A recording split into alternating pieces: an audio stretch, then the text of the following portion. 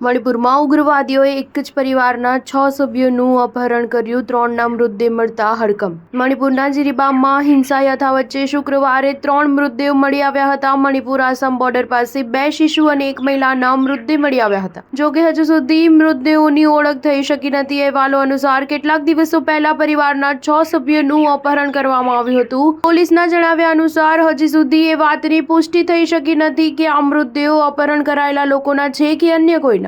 હવે મૃતદેહોનો DNA test કરવામાં આવશે. નોંધનીય છે કે મંગળવારે જ જીરીબામમાં સુરક્ષા દળોએ એન્કાઉન્ટરમાં 10 આતંકવાદીઓને ઠાર કર્યા હતા. આતંકવાદીઓએ CRPFની ચોકી પર હુમલો કર્યો હતો. આ જ ગામમાં મૈતેઈ પરિવારના 6 લોકોનું અપહરણ કરવામાં આવ્યું હતું, જેમાં 3 બાળકો અને 1 મહિલાનો સમાવેશ થાય છે.